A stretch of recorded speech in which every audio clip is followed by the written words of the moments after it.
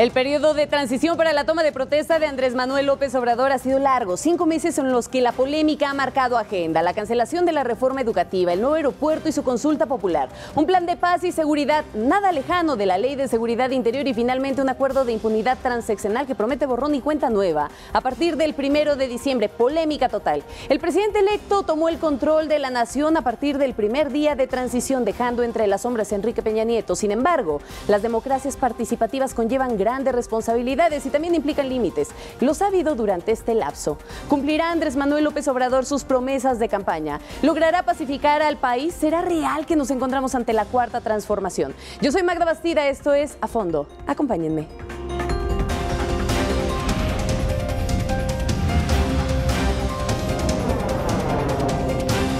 A Fondo con Magda Bastida. Para este programa hemos asignado 4 bloques principales. El primero de ellos, gobernando desde la transición. ¿Qué ha pasado con Andrés Manuel López Obrador y qué frutos tendrá todo esto? Para el segundo bloque, marcando agenda y polémica. Todas estas propuestas que ya parecen más realidades. Vamos a platicar acerca del tema. Para el siguiente bloque vamos a hablar de polarización. Es un arma de dos filos. ¿Qué va a pasar con este asunto? ¿Realmente el enojo social que capitalizó Andrés Manuel López Obrador se podría convertir en su talón de Aquiles? De esto hablaremos. Y finalmente, ¿qué escenario le espera a México ante la cuarta transformación? Empezamos. Desde que inició el periodo de transición, el presidente electo Andrés Manuel López Obrador emprendió una serie de acciones que han marcado la ruta que habrá de seguir el gobierno a partir del próximo 1 de diciembre. Para muchos críticos, esta transición ha sido la más activa e inusual de la historia del país. Pero, ¿qué tan adecuado es gobernar anticipadamente? ¿Será tan solo una muestra de lo que veremos durante todo el sexenio? Ahora sí, empezamos. Y saludo con muchísimo gusto a nuestros invitados, mesa de periodistas, una mesa de debate, una mesa de análisis en esta noche. Empiezo contigo, mi querido Carlos Ramos Padilla. Hola, hoy buenas estás, noches, ¿qué tal? Pero ya listo. ¿Listo? Para hacer todo este análisis.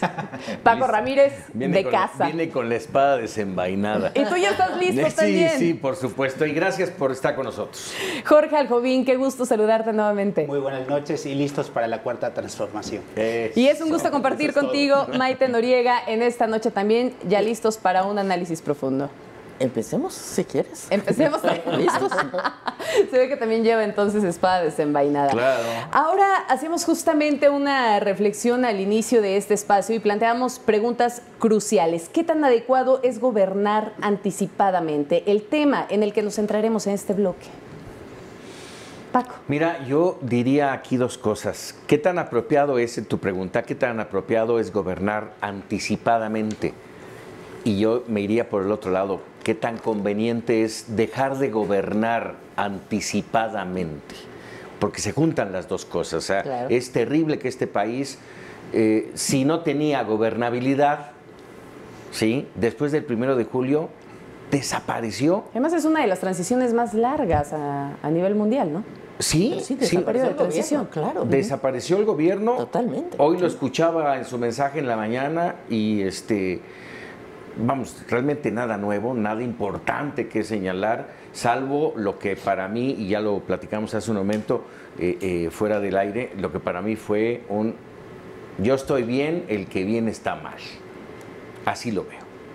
O sea, ¿tú crees que Peña Nieto, con el mensaje de esta mañana, que justamente tenemos por aquí un párrafo claro en donde lanza un mensaje contundente y pues hace esa alusión, ¿no? Lo cito.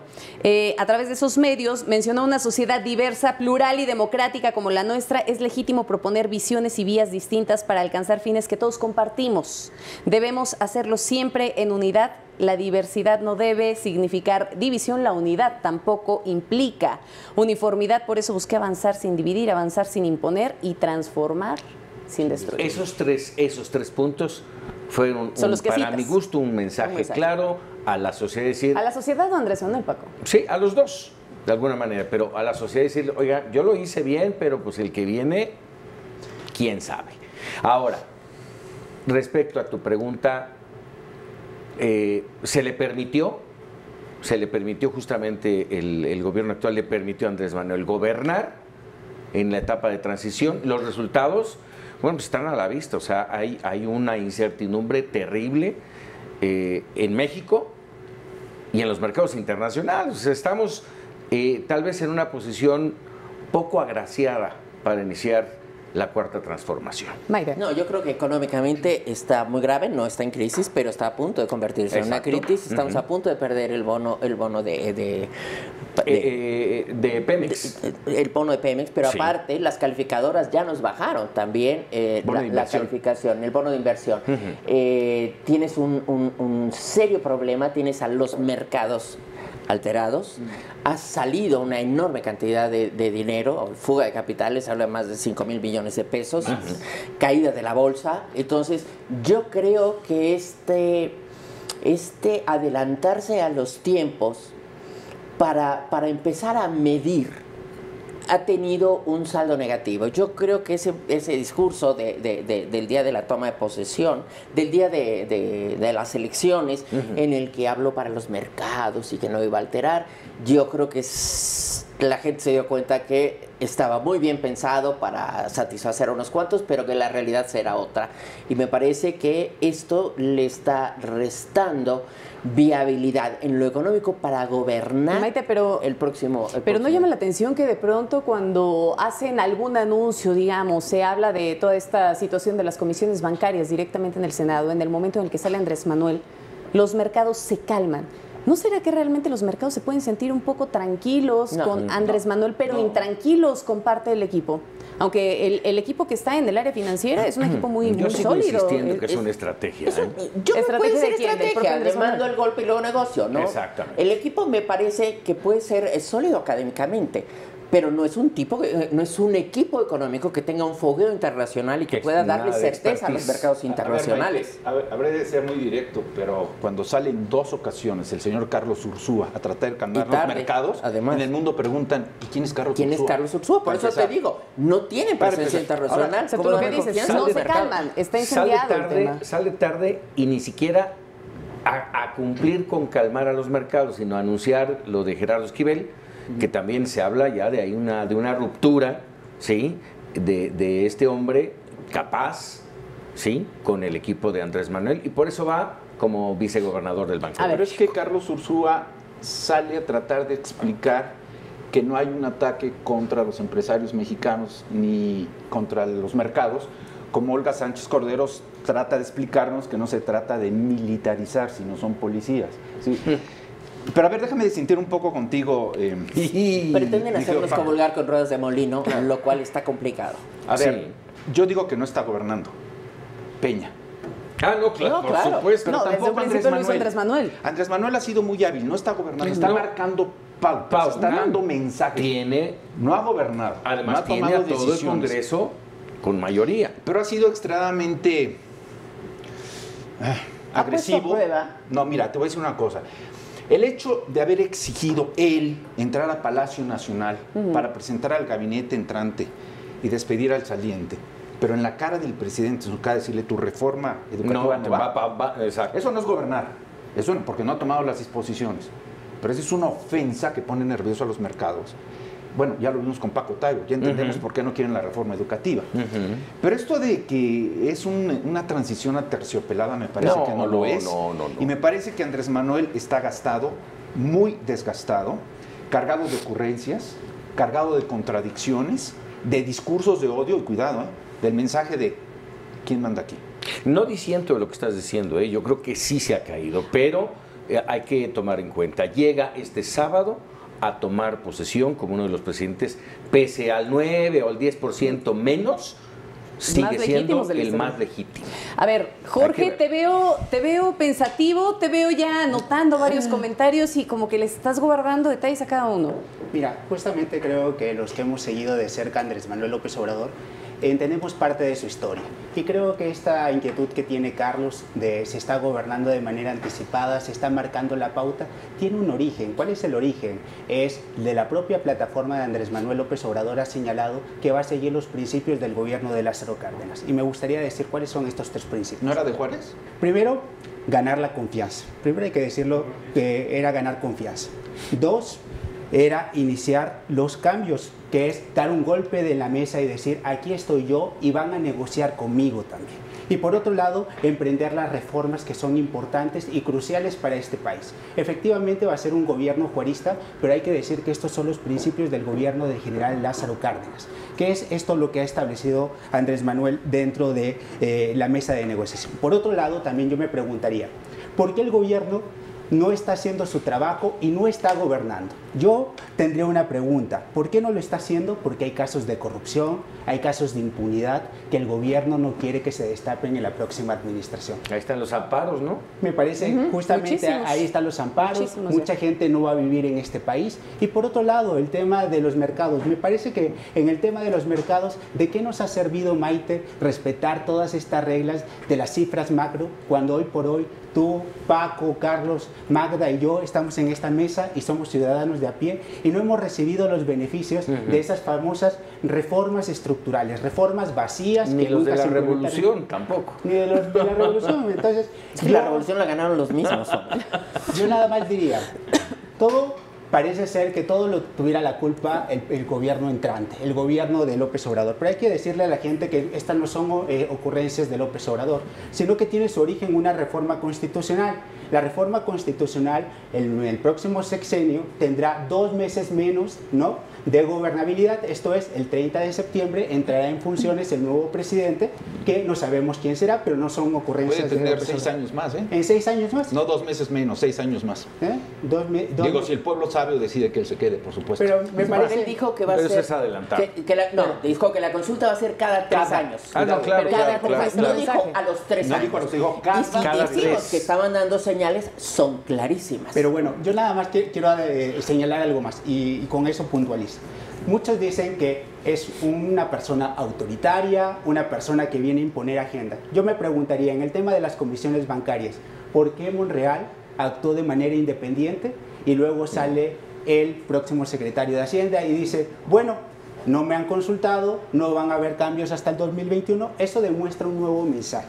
¿Cuál es el nuevo mensaje? Que no hay un presidencialismo fuerte en México, que hay la posibilidad de dialogar y que a pesar de que Morena tiene una super mayoría, una mayoría contundente en las 2 cámaras, se necesita. El día de ayer se quiso aprobar una ley sobre el fuero. ¿Y qué pasó? La oposición tuvo la oportunidad de poder frenar esos cambios. Entonces me gustaría nada más que la gente Porque eran cambios lo vaya constitucionales. Aunque es una Los cambios oposición mínima, ¿no? constitucionales requieren una mayoría calificada.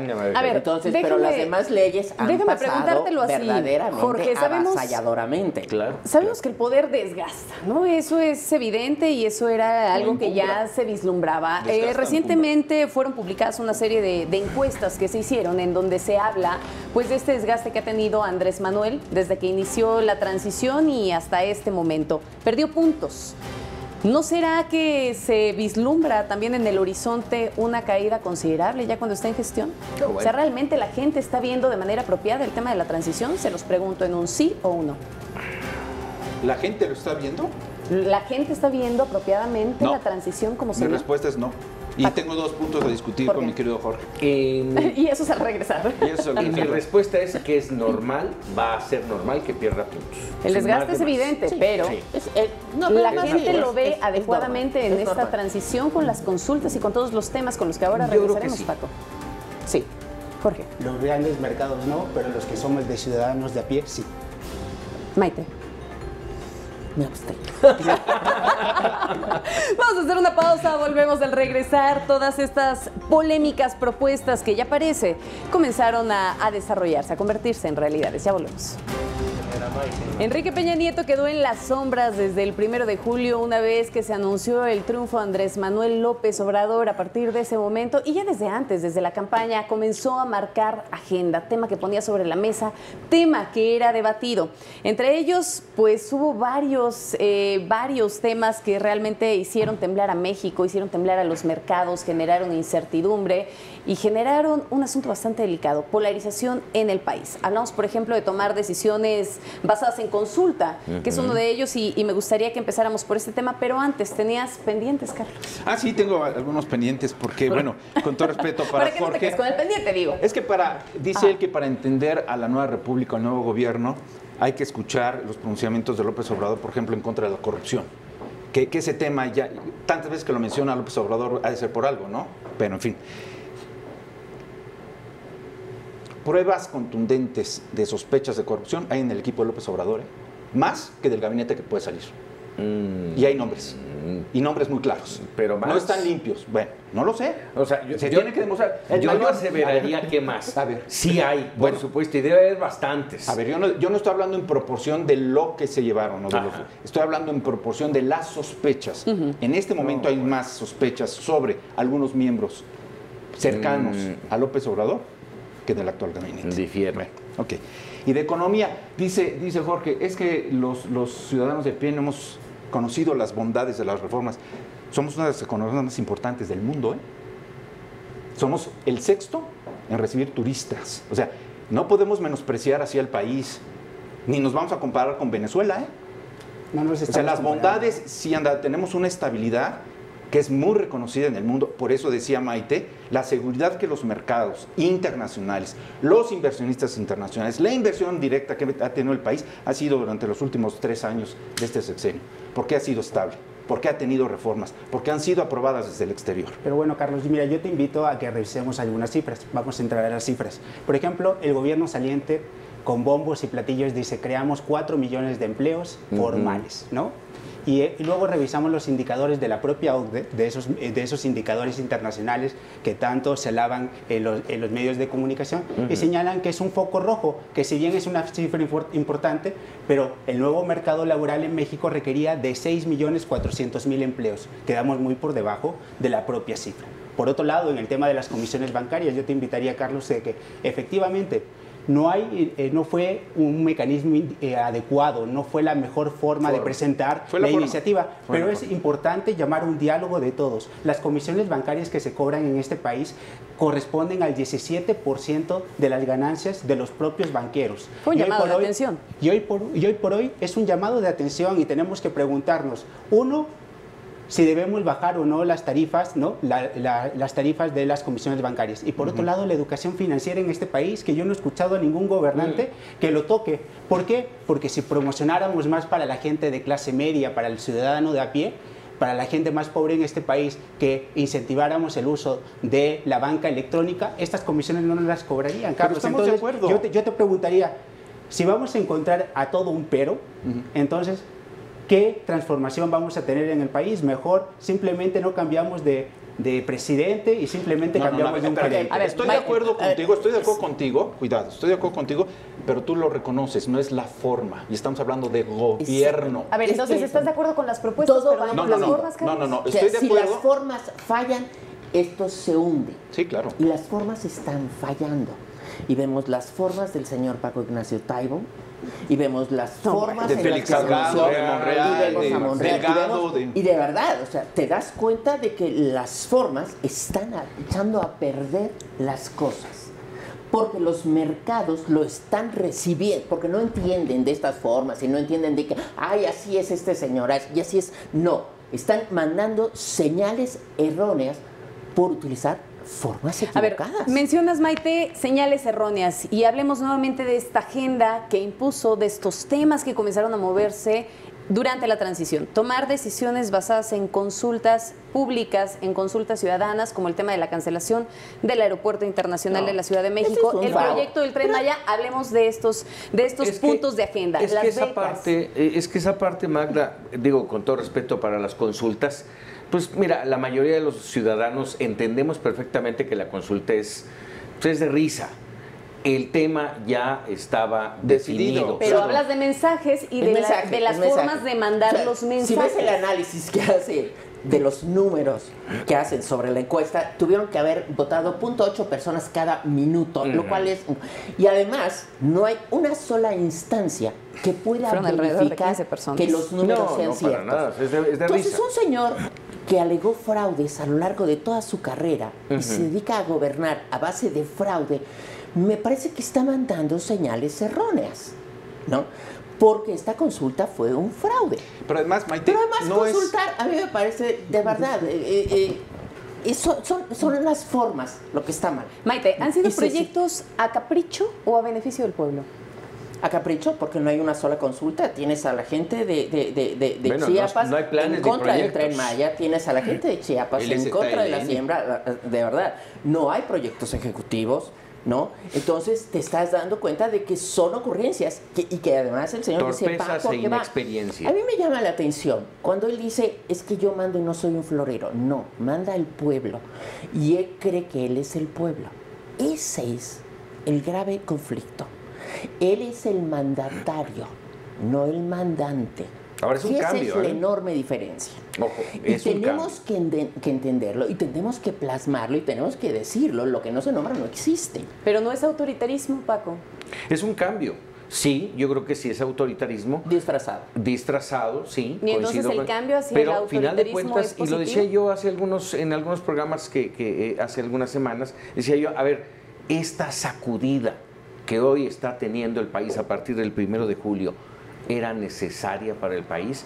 Estas formas, estas decisiones a las que no estamos acostumbrados los mexicanos, ¿eran necesarias? Los inversionistas extranjeros se tienen que adaptar a las nuevas reglas del juego. No, por supuesto. Yo creo que a este país le hacía falta una sacudida. Una sacudida, pero el problema es hacia dónde, porque no hay nada claro. O sea, si tú te pones a ver, o sea, lo que tú decías de don Ricardo Monreal, que le dice al presidente, pero nosotros no. Entonces dices, a ver, yo no creo en eso. Yo creo que no están de acuerdo, yo creo que cada quien está probando y que no hay una dirección clara. Y entonces, a mí me preocupa muchísimo lo que está pasando, las señales que están pasando, porque además, esta transición, los autoritarismos de antaño se imponían por la fuerza. Pero ahí no debería- Estos por se la ideología. imponen de manera, Pero ahí no debería- cordial, a través de consultas falsas. Entonces, estamos viendo un cambio. Es una sacudida disfrazada. Pero ahí no debería de haber una dirección, como tú mencionas. Vamos, lo entiendo así, de Andrés Manuel hacia Ricardo Monreal, hacia los equipos de Morena en el Congreso. No debería de haberlo, son dos poderes... Sí, pero a ver, vamos entendiendo. ¿Quién debe incidir para que bajen las tasas de interés? Para que bajen las comisiones.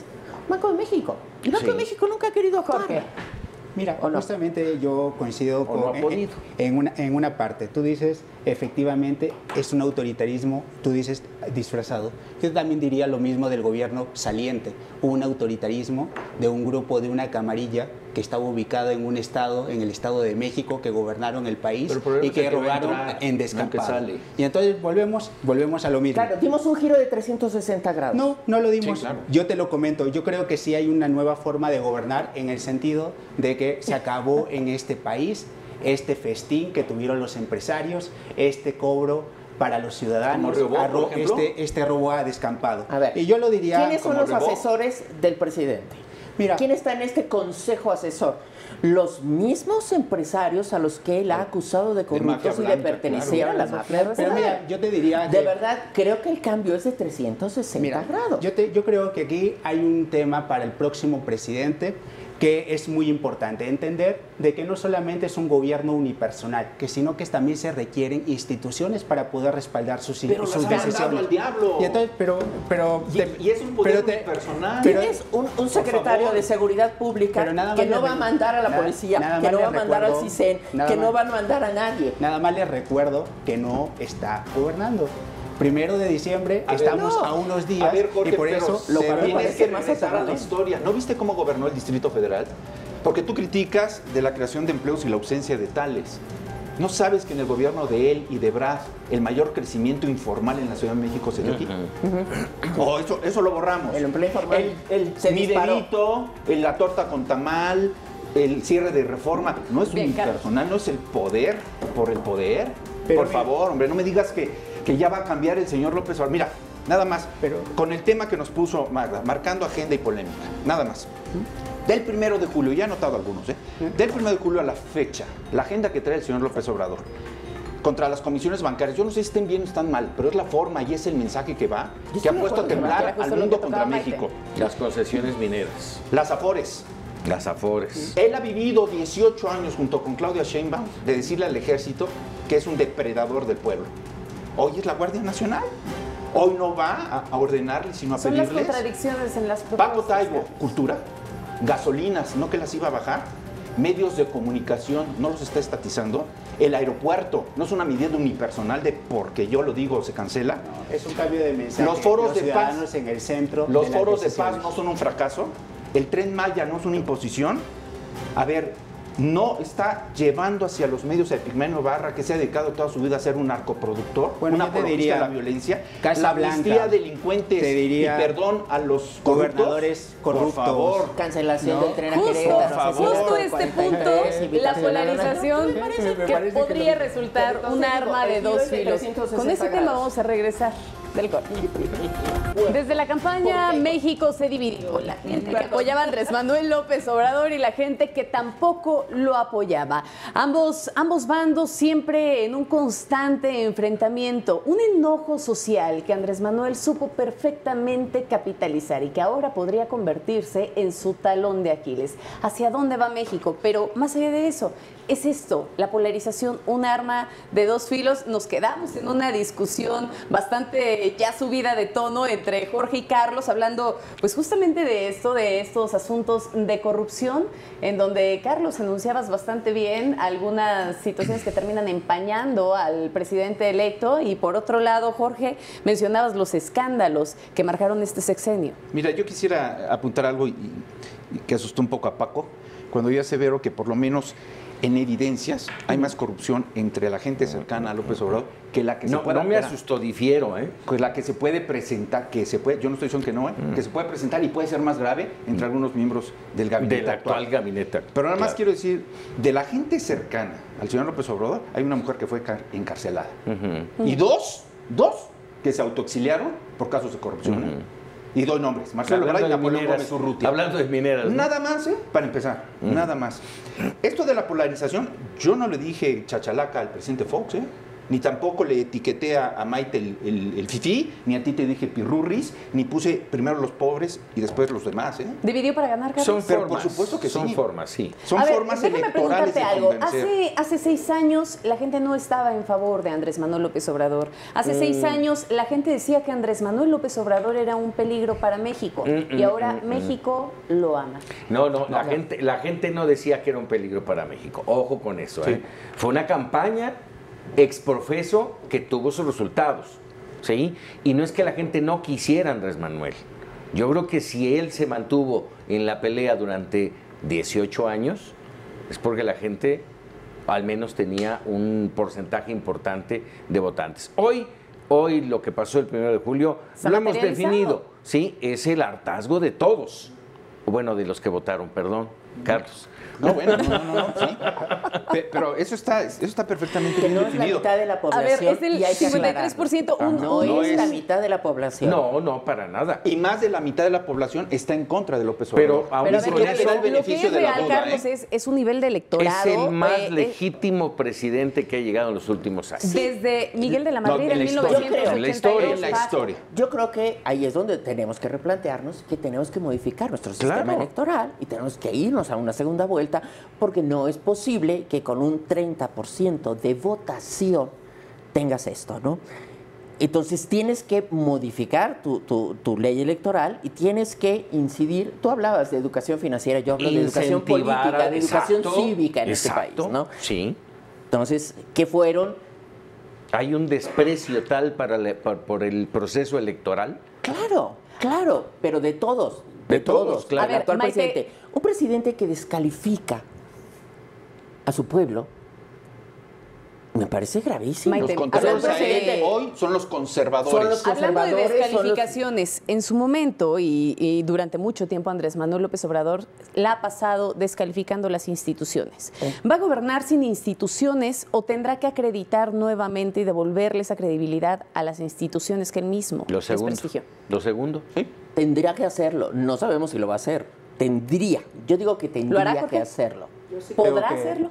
Lo hará y lo va a hacer. ¿Por qué? Porque justamente se tiene un miedo por parte de los mercados, de toda esta aristocracia en México y de la dictadura que tú muy bien señalabas, Maite, del legislativo. Hoy es necesario también, lejos de estos cambios macro que son muy importantes en el país, también es necesaria una renovación moral. Y yo se los comento aquí en la mesa.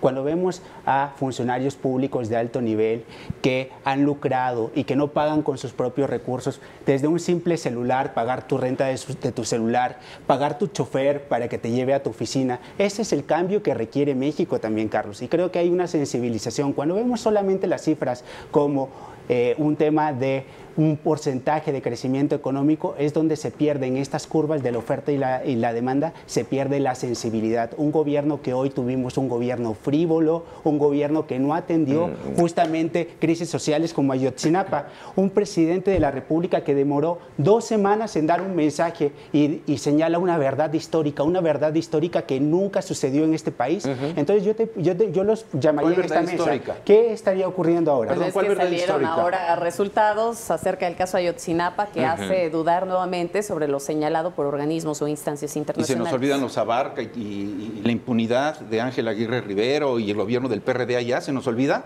Pero se van contra Peña Nieto porque dicen que es asunto federal lo de las drogas. ¿Y quién estaba? Félix Salgado Macedonio. ¿Quién estaba de presidente municipal en Acapulco? Bueno. ¿Y quién estaba Graco Ramírez en Morelos? ¿De qué corriente política Pero era? si fuera- ¿Quién era el presidente? ¿Y quién no salió a dar la cara? El gobierno federal de este presidente no salió a dar no la podemos cara. En el que se exculpar fractura el sexenio. para defender. Claro, Claro, O exacto. sea, amor no quita conocimiento y Sí. yo creo que tenemos que ser claros. Sí. El gobierno federal fue omiso Omiso. y sigue siendo, y la investigación es verdaderamente Desastrosa. desastrosa. No tiene pies ni cabeza esa investigación. Se ha hecho, hay muchos datos, pero no hay quien los pueda entender. A mí me llama la atención el tema de la polarización. Y el tema de la polarización porque crea enconos en la sociedad. Y esto rompe el tejido social. Entonces, y el presidente electo está abonando en ahondar esta polarización. Lo cual a mí me llama la atención porque además tampoco creo que pueda llegar a fortalecer las instituciones. De hecho, a la única institución que está fortaleciendo es al ejército. Y esto es una lectura que hay que tomar en cuenta.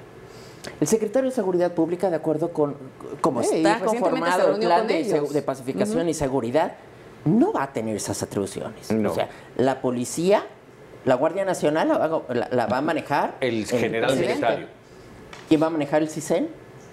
El Un general. ex militar. Sí, claro. ¿No? Entonces, ¿qué atribuciones ya no las va a tener la Secretaría de Gobernación, pero tampoco las va a tener el secretario de Seguridad Pública? Entonces, te das cuenta de que nada más está fortaleciendo una institución, que es el ejército. ¿Por qué? En primera, bueno, quedar bien después de todos los ataques injustificados que ha hecho, que ha proferido en contra de Contra el esta ejército, institución, claro. pero no tiene el mayor interés en fortalecer las instituciones, porque el fortalecimiento de las instituciones obstaculiza muchos de sus Mike, programas Perdón, de gobierno. yo no estoy tan seguro de Sí. que esté fortaleciendo esa institución. Claro Se que está sí. fortaleciendo el mismo. No, a ver, déjame, A ver, ¿por déjame qué la está hablar. fortaleciendo? Déjame hablar en voz alta, pensar en voz alta y reflexionar lo que estás diciendo, Maite, pero cuando tú le das la fuerza que aparentemente va a tener el ejército, sin leyes que lo regulen, sin reglamentos que lo condicionen, lo estás poniendo contra la pared. Porque ¿dónde va a quedar derechos humanos? El propio presidente electo ha sostenido una y otra vez que no va a usar al ejército contra el pueblo. Le está dando acciones de seguridad pública. ¿Qué va a hacer, por ejemplo, en el caso de los migrantes? ¿Cómo los va a contener? ¿Dándoles rosas y florecitas? ¿Cómo los va a contener? Y sin reglamentación al ejército, me parece muy peligroso. Y regresar al ejército derrotado a los cuarteles, cuidado, Cuidado, eso te digo, porque o sea, el mayor apologista, repito, que tiene este país sobre la narcoviolencia se llama Epigmenio Ibarra. Epigmenio. Y Epigmenio Ibarra le ha dicho a los soldados mexicanos asesinos. Su función es matar y si está herido, rematarlo. Pero Así lo ha dicho siendo más- públicamente. siendo Además, directos, el Carlos, ejército está Cuidado. preparado para ¿Cuál lidiar es con el mensaje? enemigos, ¿Cuál es el no mensaje con que conciudadanos. ¿Qué quiere dar Eso es Andrés claro. Manuel detrás de todo esto? Mira, el Al momento mensaje... en el que tú dices, está desarmando A ver. prácticamente al ejército al llevarlo El mensaje de más esa manera sin crudo que tener una puedo dar, y sustentabilidad. voy a reforzar mi argumentación, Maite, es que está militarizando a la sociedad y dando amnistía a los delincuentes. Nada más, Tú como sociedad te vas a enfrentar a un soldado. el delincuente y el corrupto están perdonados. Se acabó. Porque a partir del primero, todos somos generosos, bondadosos y limpios de conciencia. Pero además, no está entre las facultades del presidente Bueno, lo está diciendo. decidir la aplicación de la ley. Bueno, lo está diciendo. Jorge, contigo me voy a Entonces, ir a creo corte. que esto va en contra. O sea, el presidente no está entre sus facultades decidir si se aplica o no la ley a los corruptos. Bueno, es como preguntarle a la gente si ¿por qué hablas de vale la pena amnistía? investigarlos o Bueno, no. yo te digo, es una violación a la ley. Ahora, Y es un mensaje lo la de que- consulta, otra violación lo a la ley. mencioné en su Claro. momento. Él habla de no ver hacia atrás, él habla Por de eso, él amnistía, está decidiendo no pero aplicar la ley. Él no está diciendo las autoridades, las instituciones no van a perseguir. Recordemos que el próximo 21 hay una consulta para ver si se persigue o no a los expresidentes. Pero la pregunta entonces bueno. ¿tendría que hacerse una pregunta de ese tamaño? claro Paco? que no. Me parece que Entonces, sí, vamos a claro hacer que una no. consulta. Vamos a hacer una pausa y volvemos. La gran pregunta puesta en la mesa es ¿hacia dónde camina México? Con eso volvemos. No voy a ir. ¿Qué escenario le espera a México? Hoy en su columna Ángel Verdugo preguntaba, ¿es posible hoy ver el futuro con optimismo? Vamos a cerrar con estas dos preguntas. ¿Qué escenario le espera a México? Entramos en conclusiones y solamente tenemos prácticamente 2 minutos para la participación de cada uno de ustedes. Empiezo contigo, Carlos, del lado derecho. Mira, no voy a malgastar todavía la famosa frase de que si le va bien al presidente nos va bien a todos, porque no necesariamente es así. Me gustaría Hay que muchos nos presidentes que cerrara salen muy la bien. boca el señor López Obrador de toda su Ojalá. biografía Ojalá. a que cambie de veras a partir de este sábado, en beneficio de todos. A mí me gustaría que me dejara de etiquetar como fifí, como pirurris, como conservador, como chachalaca, que me viera como un mexicano al que él, en sus obligaciones constitucionales, me debe responder, porque le estoy pagando para eso.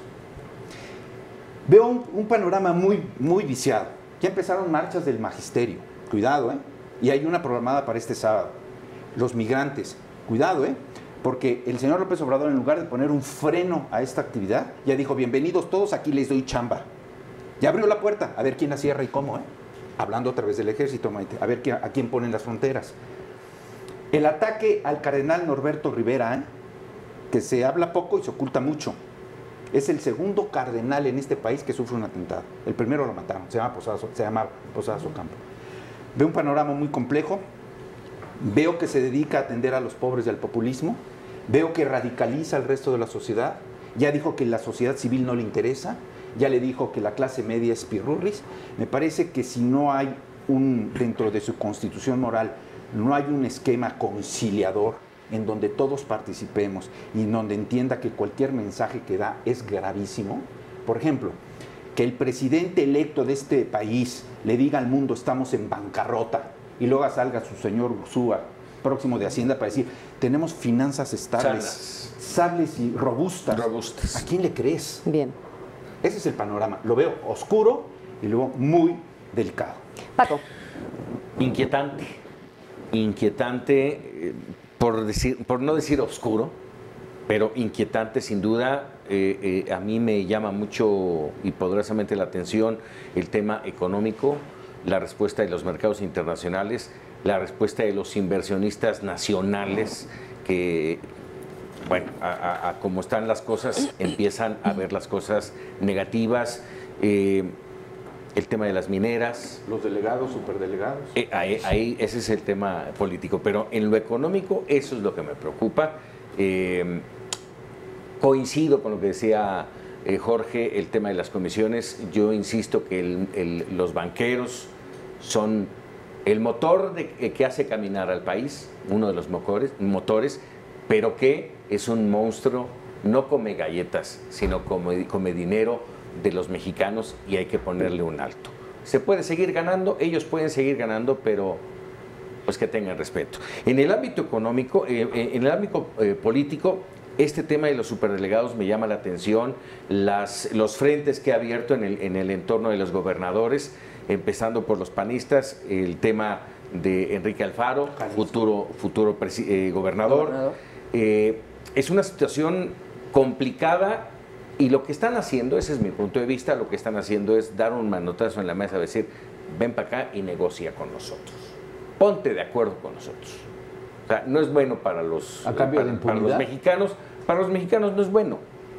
El cambio de la impunidad, ya lo decía Proceso, ¿no?